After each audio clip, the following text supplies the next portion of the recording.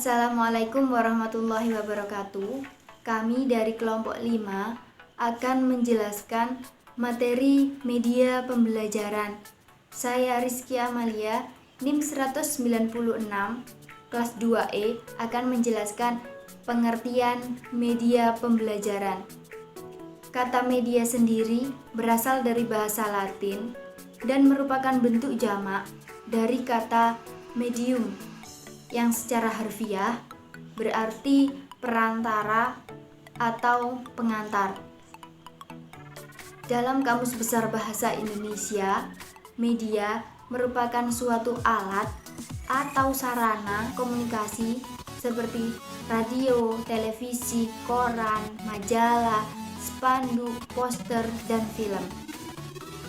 Untuk pembelajaran merupakan serangkaian kegiatan yang dilakukan untuk mendapat perubahan yang dimana pembelajaran ini melibatkan banyak orang, dapat dilakukan di mana saja, kapan saja, dan adanya interaksi.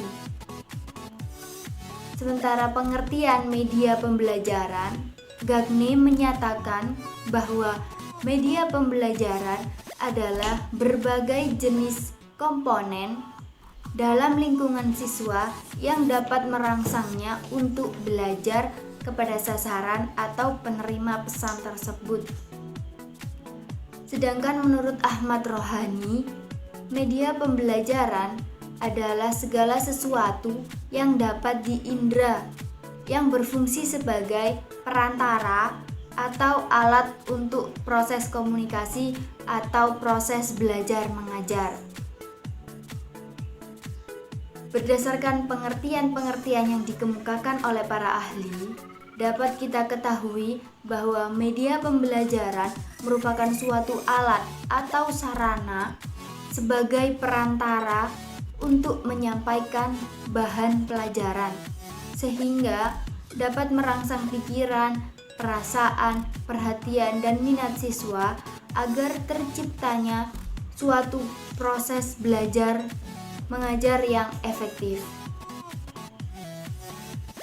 Contoh dari media pembelajaran adalah patung rangka manusia, slide presentasi, pohon, video, dan lain-lain.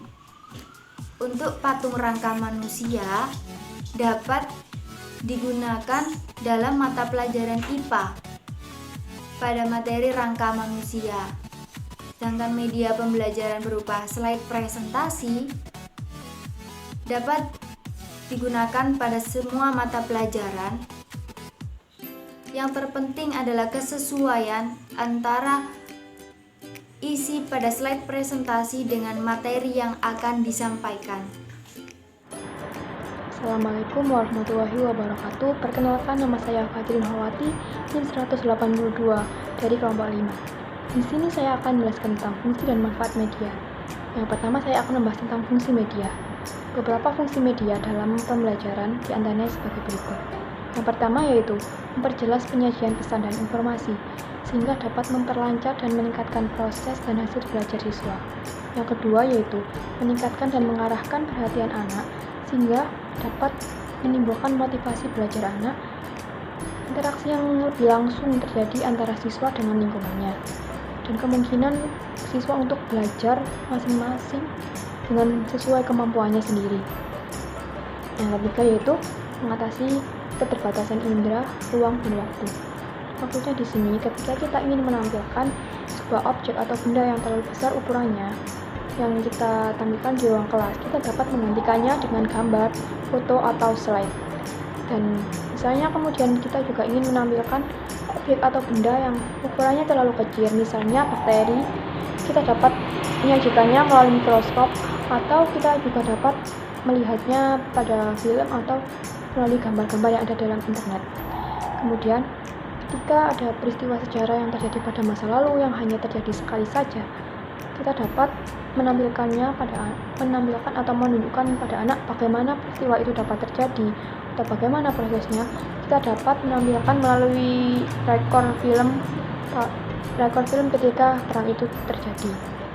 Kemudian contohnya ketika ada materi yang rumit, contohnya peredaran darah manusia. Kita dapat melihatnya melalui film yang ada atau melalui slide PowerPoint juga. Kemudian adalah contoh berikutnya yaitu peristiwa alam. Contohnya seperti letusan gunung berapi atau proses yang ada dalam letusan tersebut memakan waktu yang sangat lama. Jadi kita dapat menyajikannya melalui teknik-teknik rekaman seperti video atau film atau simulasi komputer. Berikutnya saya akan membahas tentang manfaat media. Manfaat media diantaranya sebagai berikut.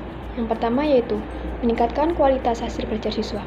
Sudah saya sebutkan tadi pada fungsi. Ketika siswa termotivasi untuk belajar, maka itu akan mempengaruhi proses hasil belajar siswa yang meningkat. Kemudian efisiensi dalam waktu dan tenaga. Yang hal ini diperuntukkan untuk guru dan siswa. Ketika guru menjelaskan kepada siswa dan siswa sudah mengerti apa yang disampaikan guru, maka bisa disebut itu efisien. Kemudian media memungkinkan proses belajar dapat dilakukan di mana saja dan kapan saja. Ketika kita mencontohkan kepada anak bagaimana terjadinya sebuah perang, kita tidak mungkin membawa anak itu ke tempat perang itu terjadi. Dan kita dapat mengendinya dengan kita memutar video atau film terjadinya perang itu. Kemudian, media dapat menumbuhkan sikap positif siswa terhadap materi dan proses belajar. Ketika anak termotivasi, maka anak itu tidak akan jenuh mempelajari materi tersebut. Dan proses belajar siswa itu akan meningkat dan kemudian memberikan hasil yang memuaskan. Kemudian, merubah peran guru ke arah yang lebih positif dan produktif. Assalamualaikum warahmatullahi wabarakatuh. Nama saya Uliatul Murtasidah dengan NIM 3 digit terakhir 166. Di sini saya akan menjelaskan tentang prosedur pemilihan media. Jadi prosedur pemilihan media ini bermacam-macam. Dan di sini saya mengambil 3 contoh prosedur pemilihan media. Yang pertama yaitu prosedur pemilihan media menurut Arif Sadiman. Jadi menurut Arif Sadiman, prosedur pemilihan media ini bisa dilakukan dengan 2 cara, yaitu yang pertama, flowchart. Flowchart adalah sistem eliminasi dalam pengambilan keputusan. Dan yang kedua, matriks dan checklist. Sebenarnya matriks dan checklist ini sama saja. Kita bisa menggunakan salah satunya, yaitu pengambilan keputusan pemilihan sampai semua kriteria dipertimbangkan. Jadi kita bisa menggunakan yang pertama ataupun yang kedua, flowchart ataupun yang matriks dan checklist. Prosedur pemilihan media yang kedua yaitu prosedur pemilihan media ASURE. Jadi ASURE ini memiliki kepanjangan, di mana A adalah analisis learning karakteristik. Jadi kita menganalisis karakteristik belajar siswa. Dan secara garis besar, karakteristik itu dibagi menjadi 2, yaitu karakteristik umum dan karakteristik khusus. Karakteristik umum yaitu berkenaan dengan usia dan latar belakang siswa, sedangkan karakteristik khusus berkenaan dengan pengetahuan dan skill siswa. Yang selanjutnya yaitu S. S yang pertama yaitu state objective, yaitu tahap di mana kita menentukan tujuan pembelajaran seperti apa yang diharapkan. Dan S yang kedua yaitu select, modify, or design material, yaitu tahap memilih, memodifikasi, atau merancang media sesuai dengan kebutuhan. Yang selanjutnya yaitu U, utilize material, yaitu langkah-langkah penggunaan media. Jadi bagaimana cara menggunakan media tersebut. Yang selanjutnya yaitu R, require learning response, yaitu respon belajar. Kira-kira seperti apa respon belajar dari siswa? Apakah siswa dapat memahami materi dengan mudah atau malah lebih kesulitan memahami materi? Dan yang terakhir yaitu E, evaluasi. Jadi kita mengevaluasi mulai awal, mulai dari karakteristik siswa, kemudian tujuan pembelajaran, rancangan media, langkah-langkah penggunaannya itu bagaimana, dan respon belajar siswa itu seperti apa. Mungkin itu saja. Contoh prosedur pemilihan media yang ketiga akan dijelaskan oleh rekan saya, yaitu Rusdi Wifahmi. Assalamualaikum warahmatullahi wabarakatuh. Nama saya Rusdi Wifahmi, NIM 174. Di sini saya akan menjelaskan tentang prosedur pemilihan media menurut Anderson. Ada beberapa hal yang harus diperhatikan dalam menentukan prosedur pemilihan media. Yang pertama, menentukan apakah pesan yang akan disampaikan dalam media tersebut mengandung informasi pembelajaran ataukah informasi umum. Jika hanya mengandung informasi umum atau hiburan, maka media tersebut akan diabaikan atau tidak digunakan oleh khalayak ramai. Dan yang kedua, menentukan apakah media itu dirancang untuk keperluan belajaran ataukah hanya untuk alat bantu guru mengajar. Jika hanya digunakan untuk alat bantu guru mengajar, itu juga tidak akan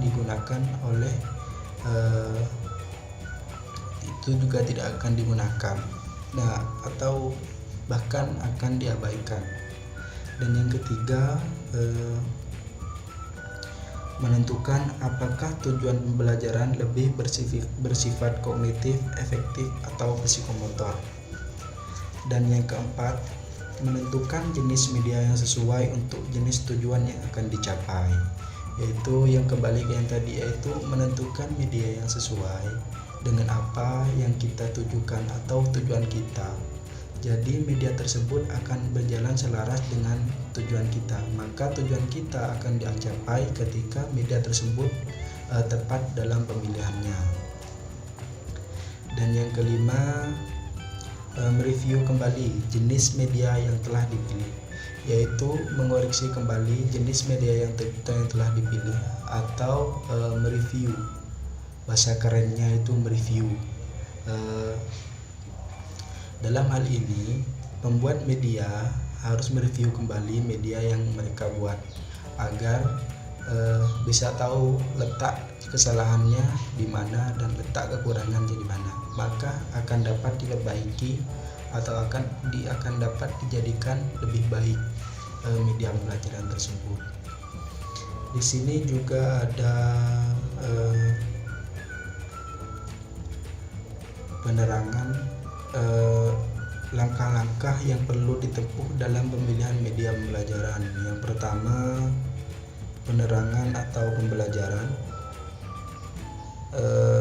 Penerangan atau langkah pertama menentukan apakah pengguna media keperluan informasi atau pembelajaran. Jadi kita harus tahu dulu pengguna media yang akan kita buat itu apakah hanya untuk mencari informasi atau memang untuk pembelajaran. Nah, yang kedua, tentukan transmisi pesan.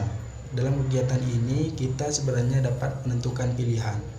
Apakah dalam proses pembelajaran akan digunakan alat bantu mengajar atau alat bantu pengajaran yang didesain, dikembangkan dan diproduksi untuk memperjelas tenaga pendidik dalam mengajar.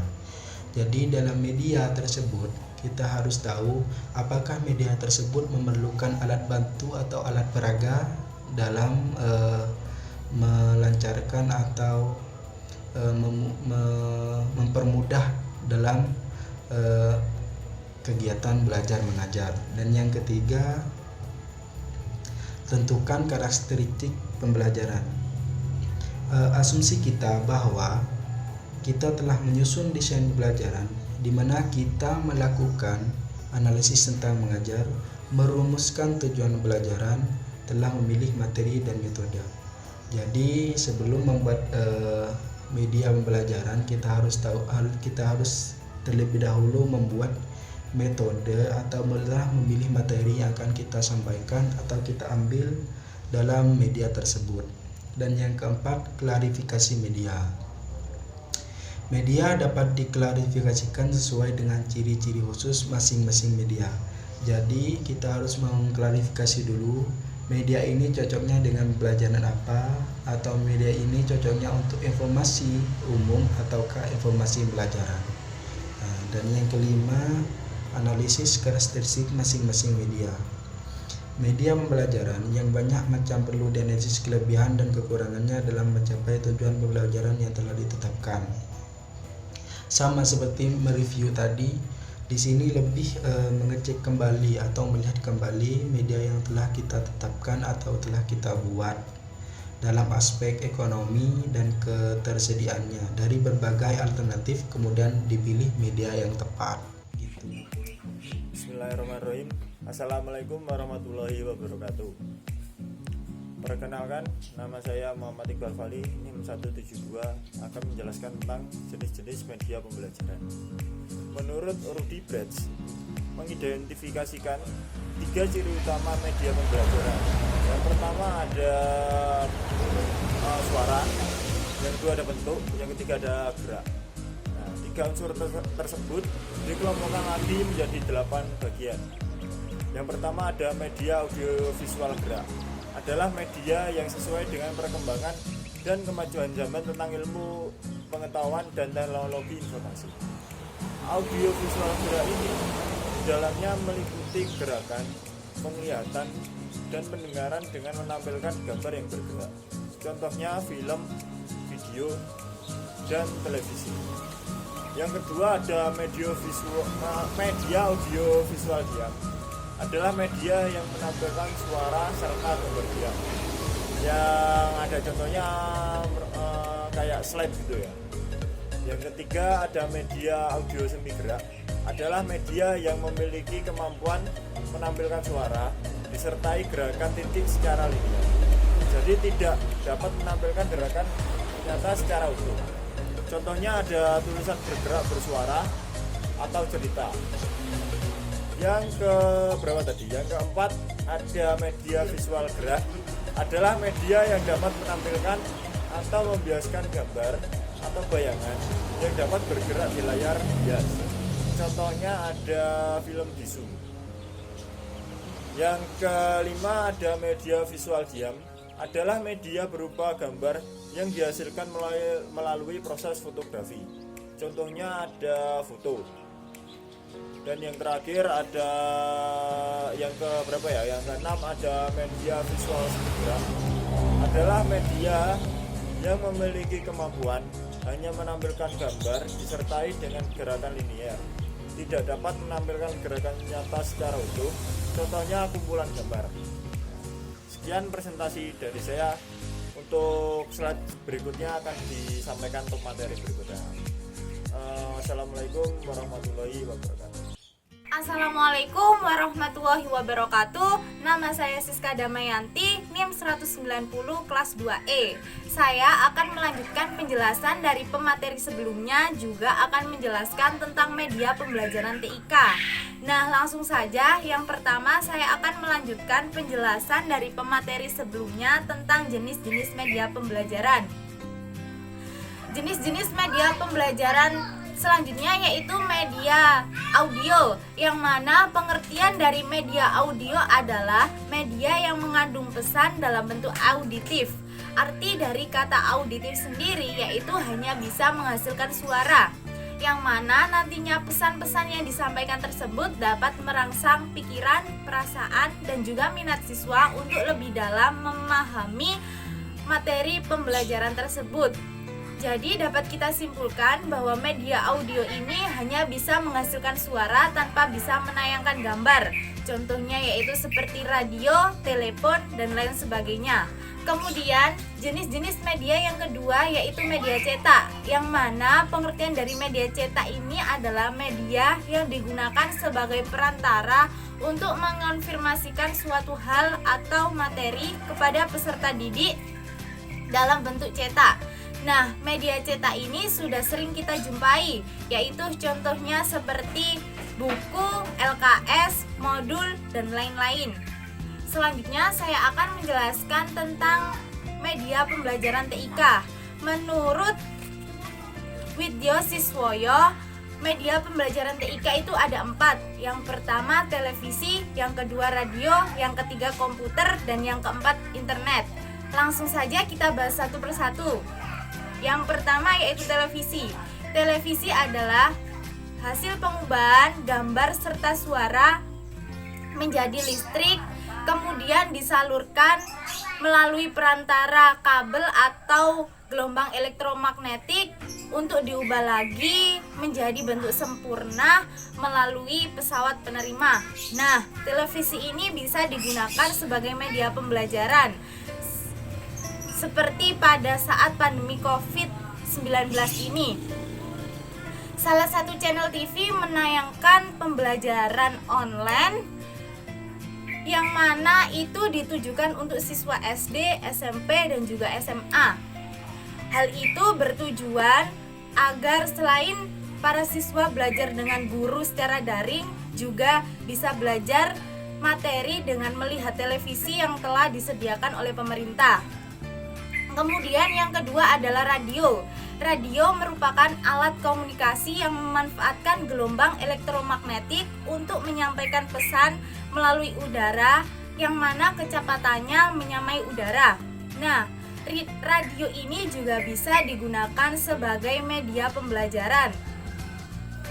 Namun sayangnya terkadang penyiaran radio mengenai pendidikan ini waktunya tidak pas dengan jam santai siswa. Biasanya penyiaran radio pendidikan ini bertepatan dengan jam efektivitasnya belajar siswa di sekolah. Maka dari itu, penggunaan radio ini jarang sekali digunakan oleh para siswa. Kemudian yang ketiga yaitu komputer. Komputer adalah mesin serbaguna yang dapat dikontrol oleh program, digunakan untuk mengolah data menjadi informasi. Nah, komputer ini juga sangat-sangat bisa digunakan untuk media pembelajaran. Contohnya guru memakai komputer dalam pembelajaran seperti halnya menayangkan video, menayangkan gambar-gambar yang nantinya dapat dilihat oleh siswa dan dapat membantu proses pembelajaran siswa sehingga siswa dapat menerima materi dengan mudah. Dan yang terakhir adalah internet. Internet ini adalah kumpulan beberapa jaringan komputer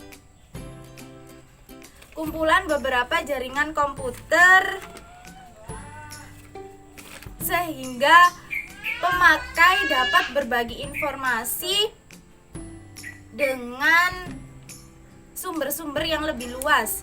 Nah, internet ini juga cocok sekali untuk digunakan sebagai media pembelajaran. Karena siswa tidak hanya dituntut untuk mempelajari materi yang hanya disampaikan oleh guru, tetapi juga siswa memiliki hak untuk belajar lebih dalam lagi mengenai materi-materi ilmu pengetahuan yang belum dia ketahui, yaitu dengan dia bisa menggunakan internet untuk mencari, membrowsing materi-materi tersebut di Google, sehingga nantinya dia bisa mendapatkan ilmu pengetahuan yang lebih luas. Nah, dari banyaknya jenis media pembelajaran tersebut, tidak semuanya cocok digunakan oleh guru. Media pembelajaran yang sering kita temui itu seperti halnya buku, LKS, jurnal, hanya itu saja. Hal itu dikarenakan jika menggunakan komputer, internet, televisi, dan juga radio itu terkadang tidak semua sekolah bisa menyediakan karena juga pasti ada sekolah yang memiliki sarana prasarana yang kurang lengkap. Demikian tadi penjelasan dari kelompok kami. Apabila ada kesalahan, mohon maaf yang sebesar-besarnya. Wassalamualaikum warahmatullahi wabarakatuh.